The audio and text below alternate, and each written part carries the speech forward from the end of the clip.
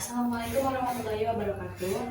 Pada pagi ini saya bersama Bapak Agus dan satu rekan saya yang kami akan mewawancara Bapak Agus dengan tema kesehatan peran zikir dalam meningkatkan kesehatan fisik dan mental masyarakat Muslim. Oke Bapak, kami ada 3 pertanyaan. Pertanyaan pertama, menurut Bapak apakah zikir dapat membantu mengurangi rasa cemas dan juga depresi? Bismillahirrahmanirrahim. Terima kasih atas kunjungan dan pertanyaannya. Tentu sangat benar sekali ya bahwa zikir itu sangat membantu kepada kesehatan mental ya seorang manusia. Dari mana dasarnya? Ya dasarnya dari Al-Quran tentunya. Ala bidzikrillahi tatmainnul qulub. Bahwa dengan zikir mengingat Allah itu akan membuat hati menjadi tenang ya. Ketika hati tenang ya, karena sesuatu itu tentu berawal dari hati ya, hati berkaitan dengan mental. Kalau hati tenang, mentalnya juga kuat. Kalau hati bagus, maka fisiknya juga akan berubah bagus ya. Maka zikir itu mengingat Allah itu sangat-sangat memberikan pengaruh kuat ya, pengaruh yang sangat besar terhadap kesehatan mental maupun fisik manusia. Maka contoh konkretnya Rasulullah tentunya. Rasulullah adalah orang yang paling sehat sedunia ya. Dalam kerjanya yang sangat luar biasa ya, beliau hanya sakit di ujung hidupnya yang membuat beliau meninggal dunia. Kenapa demikian? Karena beliau sangat intens komunikasi dengan Allah Subhanahu wa Ta'ala. Itulah zikir. Kapanpun, dimanapun, beliau selalu ingat dengan Allah Subhanahu wa Ta'ala segala aktivitas. Maka beliau diberikan kesehatan oleh Allah Subhanahu wa Ta'ala. Yang dijawab tentu dengan zikir, mentalnya sehat, hatinya kuat, maka fisiknya juga menjadi sehat.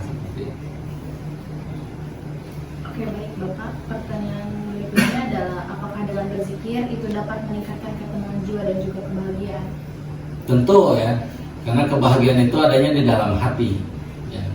Bukan physically, bukan hal-hal yang yang ada dalam tubuh kita, harta kita, jabatan, popularitas. Tapi kebahagiaan itu adanya di dalam hati. Buktinya banyak ya, orang kaya nggak bahagia, kehidupan rumah tangganya hancur. Orang yang popularitasnya tinggi ya, selebgram dan sebagainya, tapi rumah tangganya hancur ya. Dan ketika mereka mungkin ada fenomena artis-artis hijrah ya, artis-artis yang hijrah yang terjadi dalam kehidupan glamor, mereka merasakan ada kekeringan dalam kehidupannya walaupun mereka punya segalanya, popularitas ada, harta banyak gitu ya, teman juga banyak dan sebagainya, tapi mereka merasa kering. Dan ketika mereka hijrah ya kepada majlis-majlis zikir, majlis-majlis ilmu, banyak mengingat Allah, mereka banyak merasakan ketenangan, merasakan kebahagiaan ya. Kalau dulu fasilitas dunia banyak tapi jiwanya kering. Tapi sekarang walaupun mungkin banyak fasilitas dunia yang ditinggalkan, iklan tidak terlalu banyak, tawaran yang banyak kan seperti dulu, tapi mereka merasakan kok merasa tenang gitu ya, merasa bahagia gitu ya.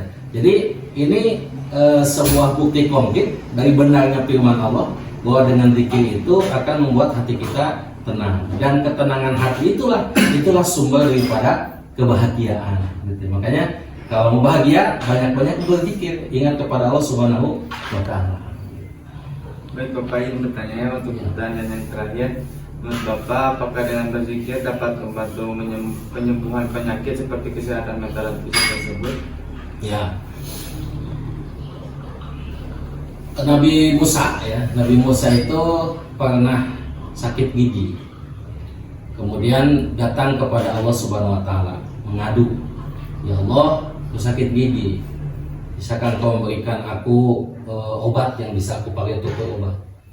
Dan Allah itu memberikan, silakan ambil sebuah daun di suatu tempat. Nabi Musa dilakukan dan diambil daun itu, kemudian ditempelkan ke pipinya, dan serta-merta sakit giginya sembuh. Nah, selang beberapa hari ya, Nabi Musa sakit lagi. Dan langsung Nabi Musa itu datang ke tempat yang tadi ada daun itu, kemudian mengambil daun tadi dan ditempelkan seperti waktu pertama kali diobati, tapi tidak kunjung sembuh.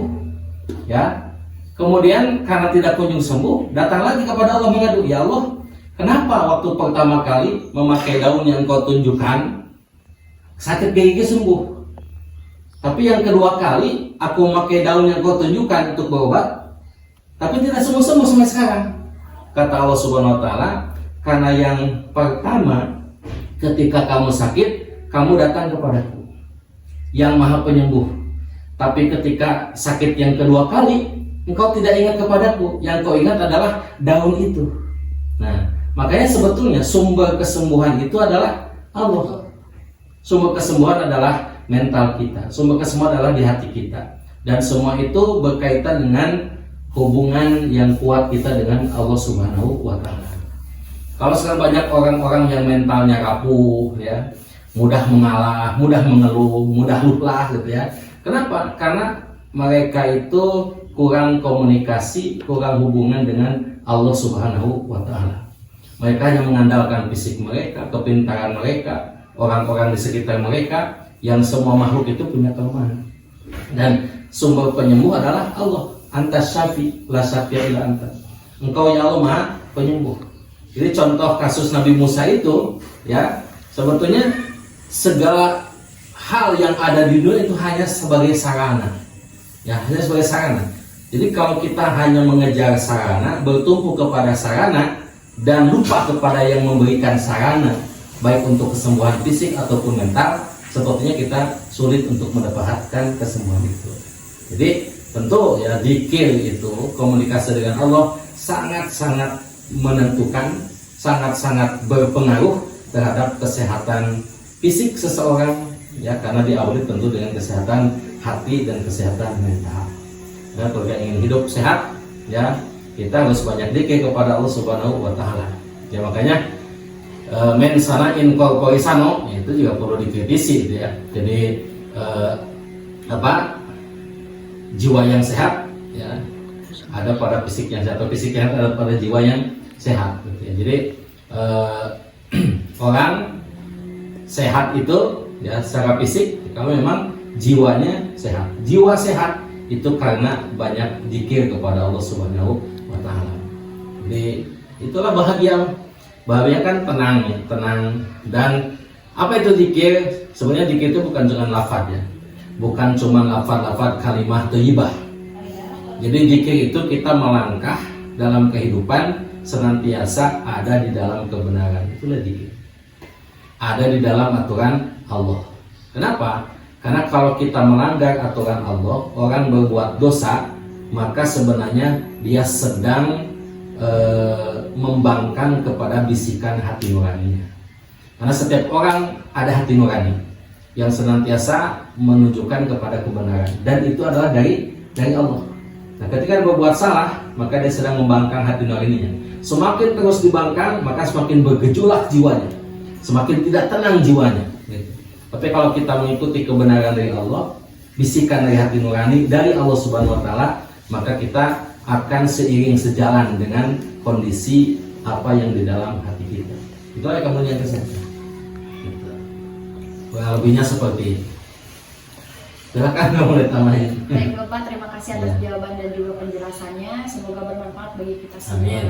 Mungkin hanya sekian dari kami. Assalamualaikum warahmatullahi wabarakatuh. Waalaikumsalam warahmatullahi wabarakatuh. Tapi menurut Islam, ya, menurut Islam bahwa kesehatan mental itu sangat berpengaruh terhadap kesehatan fisik.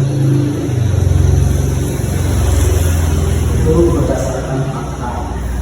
Ketika kita sakit, kita pergi ke dokter. Kemudian belum diobati, baru antri di tempat pengantrian dokter itu sekian persen itu udah sembuh. Karena apa? Karena mentalitasnya itu sudah terbawa dengan sehat. Seperti itu ya. Ini adalah modal ya buat kita, yakni yaitu akli, yakni akal. Buat apa akal kalau kita diam aja ketika kita diberi musibah, diam aja? Kan contoh dari Rasul gimana? Allahumma ajurni fi musibati wa khufli khairun minha, gitu ya. Itu contoh ketika mendapatkan musibah. Karena apa yang telah ya ditakdirkan oleh Allah itu semuanya adalah sudah tercatat di Lauhil Mahfuz. Seorang pejabat ketika mendapatkan jabatannya, yaitu dengan sogok menyogok, ya, apakah itu akan mendapatkan ketenangan? Kata Allah, silakan jabatannya ya, silakan apa-apa yang kamu mau dikabulkan, akan tetapi Allah cabut ketenangan. Karena apa? Karena melaksanakan pelanggaran di dalam Islam. Inilah hal yang diharamkan. Orang yang mensogok, ya, orang yang disogok itu adalah itulah fitnah neraka. Kalau tidak bahagia berarti tergadai dengan